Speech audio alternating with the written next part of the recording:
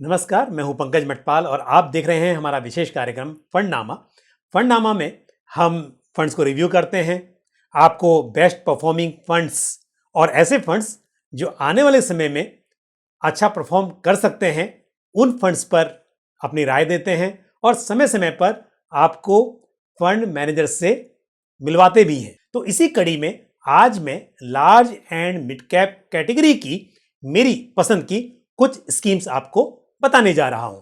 तो सबसे पहले मैं बता दूं कि यहां पर जो फंड्स मैंने सिलेक्ट किए हैं उनके लिए एक क्राइटेरिया है कि फंड का AUM यानी कि असेट अंडर मैनेजमेंट कम से कम 1000 करोड़ का हो। दूसरी बात, जब हम बात करते हैं हिस्टोरिकल परफॉर्मेंस की, तो यहां पर रिटर्न्स के साथ साथ यह भी दिखना जरूरी है कि उस फंड ने रिटर्न जनरेट करने के लिए रिस्क कितना लिया है, क्योंकि ज्यादा रिस्क लेकर ज्यादा रिटर्न डिलीवर करना उससे बेहतर है कि किस फंड ने कम रिस्क के साथ बेहतर रिटर्न्स डिलीवर किए हैं। क्योंकि जब हम बात करते हैं फाइनेंशियल प्लानिंग या वेल्थ मैनेजमेंट की, तो यहां पर सिर्फ रिटर्न नहीं बल्कि रिस्क मैनेजमेंट भी बहुत इंपॉर्टेंट हो जाता है। इसके लिए ऐसा फंड जो कि बहुत ज्यादा रिस्क ले रहा हो सकता है कि जब मार्केट में तेजी हो, जब सिचुएशन अच्छी हो, उस वक्त पर स्कीम अच्छे रिटर्न्स डिलीवर कर रही हो। लेकिन हम सब जानते हैं कि इक्विटी मार्केट में अनसर्टेनिटीज बहुत होती हैं और ऐसे में यदि मार्केट में गिरावट आती है तो फिर उस स्कीम में कितनी गिरावट देखी जा सकेगी, इसका भी ध्यान रखना जरूरी है। और इसके लिए एक बहुत ही इंपॉर्टेंट पैरामीटर है अल्फा या जेनसन रेशियो। ये तो हम सब जानते हैं कि यदि हम किसी म्यूचुअल फंड स्कीम में इन्वेस्ट करते हैं तो उस स्कीम का रिटर्न उस स्कीम के बेंचमार्क से अधिक होना चाहिए, क्योंकि यदि स्कीम अपने बेंचमार्क को आउट परफॉर्म नहीं कर सकती है तो फिर उस स्कीम में इन्वेस्ट करने के मुकाबले उस इंडेक्स में करना बेहतर है। तो अल्टीमेटली ये ऑब्जेक्टिव है कि बेंचमार्क को बीट करे। लेकिन ऐसा भी हो सकता है कि स्कीम के रिटर्न्स उसके बेंचमार्क के मुकाबले कहीं ज्यादा हो, लेकिन उसके लिए उस स्कीम ने बहुत ज्यादा रिस्क लिया हो। तो इसलिए जब हम बात करते हैं जेनसन रेशो की या अल्फा की, आप यहां पर इसका फॉर्मूला भी देख सकते हैं। फॉर्मूला है RP minus RF plus beta into RM minus RF।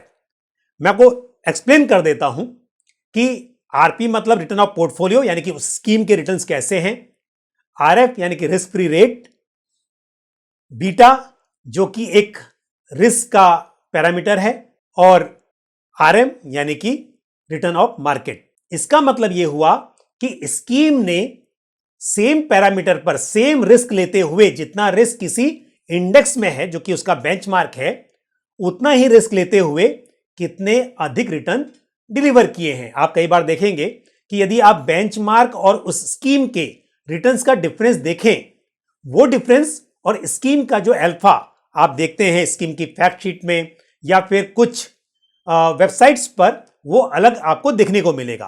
तो इसके लिए जेनसन रेशियो या अल्फा सिर्फ बेंचमार्क और स्कीम के रिटर्न्स का डिफरेंस नहीं है, बल्कि ये एक कैलकुलेशन है जो निकल कर आती है जब आप स्कीम के रिस्क को भी यहां पर कंसिडर करते हैं। अल्फा से मालूम चला कि स्कीम की पास्ट परफॉर्मेंस कैसी है, उसके अलावा हिस्टोरिकल रिटर्न्स और साथ ही अभी जो करंट पोर्टफोलियो है उसको भी मैंने एनालाइज किया और उसके बेसिस पर ये स्कीम्स सेलेक्ट की हैं।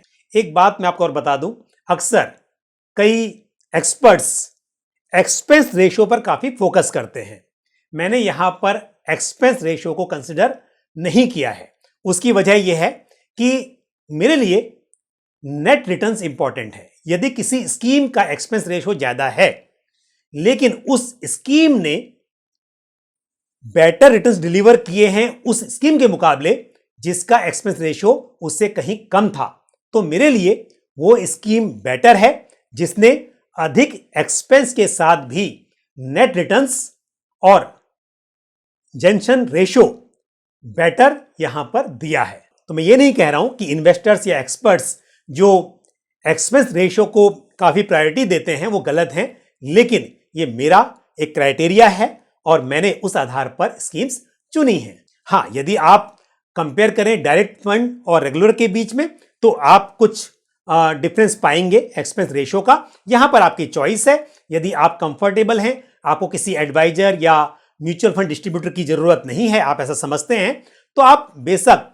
डायरेक्ट फंड में इन्वेस्ट कर सकते हैं। तो यहां पर आपको थोड़ा सा एक्सपेंस रेशियो कम होगा, लेकिन दो अलग अलग स्कीम्स के बीच में एक्सपेंस रेशियो को मैंने कंसिडर नहीं किया है। मैं यहां पर आपको 4 स्कीम्स बताऊंगा, लेकिन मैंने इन स्कीम्स को कोई रैंकिंग नहीं दी है। ये चारों ही स्कीम्स अपने आप में इस कैटेगरी की बेहतरीन स्कीम्स हैं। और इसकी एक वजह यह भी है कि कई बार ऐसा होता है किसी इन्वेस्टर ने किसी एक फंड हाउस की कोई स्कीम में इन्वेस्ट किया होता है। अब मान लीजिए कि जो मैं 4 स्कीम बता रहा हूं उसमें से मैं कहूं कि ये स्कीम नंबर 1 पर है, लेकिन आपने पहले से उस फंड हाउस की एक स्कीम में इन्वेस्ट किया हुआ है और आप चाहते हैं कि आप डाइवर्सिफिकेशन के हिसाब से किसी दूसरे फंड हाउस की स्कीम लें। तो ऐसे में आपके पास 4 स्कीम की चॉइस है, आप अपने हिसाब से दूसरी स्कीम इनमें से चुन सकते हैं। अच्छा, एक बात और बताना चाहूंगा कि ये large and mid cap fund जो कैटेगरी है, ये बेसिकली एक डाइवर्सिफाइड फंड की कैटेगरी है और यहां पर जो मैंडेट है 35% of total asset of that scheme, यानी कि उस स्कीम का जो भी टोटल AUM है उसका मिनिमम 35% लार्ज कैप में और मिनिमम 35% मिड कैप शेयर्स में इन्वेस्ट होना जरूरी है। बाकी का जो 30% बचा वो फंड मैनेजर अपने हिसाब से डिसाइड कर सकते हैं, उन्हें लार्ज कैप में एलोकेट करना है, मिड कैप में करना है, या फिर हो सकता है कि किसी वक्त पर स्मॉल कैप भी ऐड कर लिया जाए। तो यहां पर मैं जिन स्कीम्स की परफॉर्मेंस की बात करूंगा या जिन स्कीम्स के बारे में आपको बताऊंगा, यहां पर यह समझना जरूरी है कि ये जो रिटर्न्स हैं, यदि हम पास्ट परफॉर्मेंस की बात करेंगे तो ये होगी रेगुलर प्लान्स की। डायरेक्ट प्लान्स के रिटर्न्स इससे थोड़ा बेहतर हो सकते हैं और साथ ही ये रिटर्न्स एज पर NAV ऑफ 5 दिसंबर 2023 होंगे। तो सबसे पहले बात करते हैं Motilal Oswal large and mid cap fund की। ये स्कीम 17 अक्टूबर 2019 को लॉन्च हुई थी और लास्ट 1 ईयर की यदि परफॉर्मेंस देखी जाए तो इस स्कीम ने 31.86% का रिटर्न डिलीवर किया है। वहीं 3 इयर्स का CAGR है 26.52% और स्कीम का CAGR सिंस इंसेप्शन रहा है 22.47% और स्कीम का अल्फा है 7.03।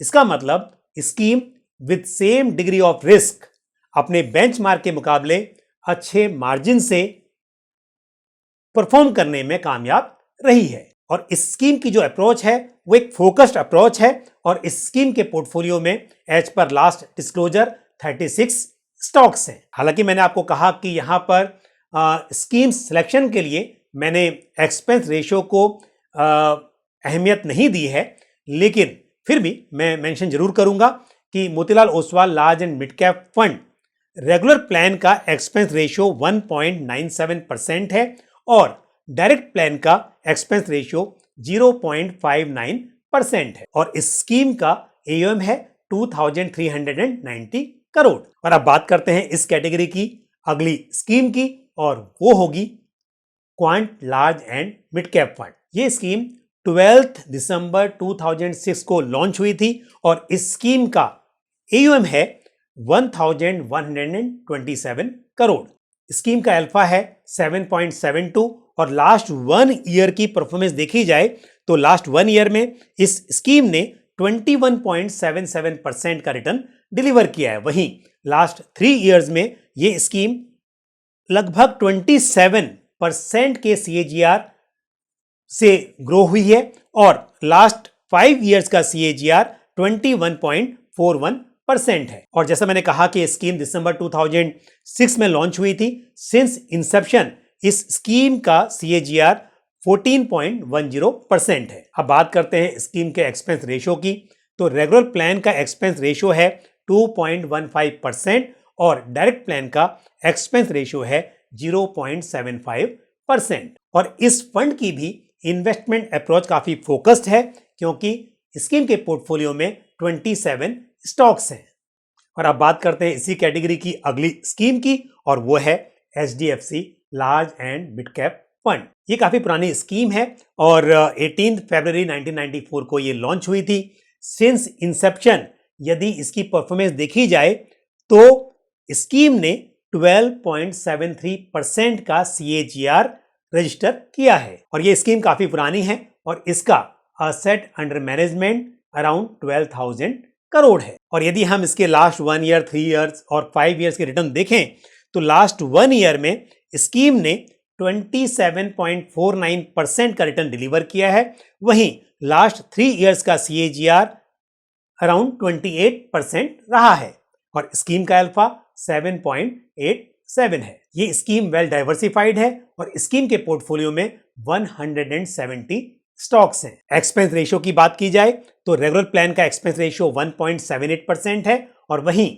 डायरेक्ट प्लान का एक्सपेंस रेशियो 0.95% है। तो आज जो मैंने स्कीम सेलेक्ट की हैं उनमें से अगली और आखिरी स्कीम होगी ICICI prudential large and mid cap fund. ये स्कीम भी काफी पुरानी है और 9 जुलाई 1998 को ये स्कीम लॉन्च हुई थी।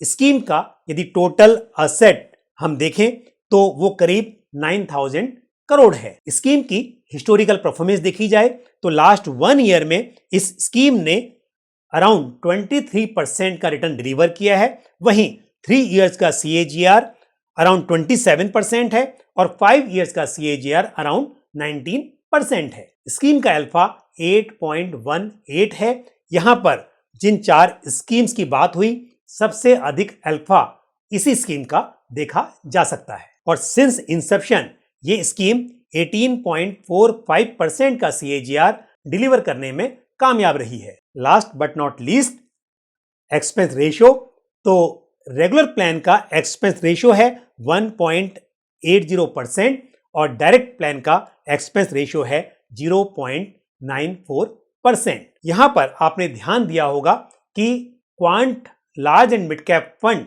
का एक्सपेंस रेशियो विशेषकर रेगुलर प्लान का काफी अधिक है, लेकिन क्योंकि स्कीम की परफॉर्मेंस काफी कंसिस्टेंट रही है, स्कीम का अल्फा अट्रैक्टिव है, इसलिए मेरी इस लिस्ट में ये स्कीम आई है। आप देखेंगे कि इन 4 स्कीम्स के अलावा बहुत सारी स्कीम्स हैं जिनका एक्सपेंस रेशियो बहुत कम होगा, लेकिन यदि उन स्कीम्स की परफॉर्मेंस अच्छी नहीं है तो फिर सिर्फ एक्सपेंस रेशियो के आधार पर स्कीम सेलेक्ट नहीं की जा सकती। तो आज मैंने large and mid cap category की 4 स्कीम्स बताई और साथ ही ये भी एक्सप्लेन किया कि इन स्कीम्स को सिलेक्ट करने के पीछे मैंने क्या क्राइटेरिया चुना है। आज के लिए बस इतना ही, लेकिन आप मुझे कमेंट करके जरूर बताएं कि क्या आपने इनमें से किसी स्कीम में इन्वेस्ट किया हुआ है या फिर इस वीडियो को देखने के बाद आपने किसी स्कीम में इन्वेस्ट करने का मन बनाया है। और साथ ही यदि आपका कोई सवाल या सुझाव हो तो आप कमेंट बॉक्स में पोस्ट कर सकते हैं। आज के लिए बस इतना ही। इसी के साथ मुझे दीजिए इजाजत। अगले वीडियो में फिर आपसे मुलाकात होगी। Thank you. जय हिंद। म्यूचुअल फंड निवेश बाजार जोखिमों के अधीन है। योजना से संबंधित सभी दस्तावेजों को ध्यान से पढ़ें।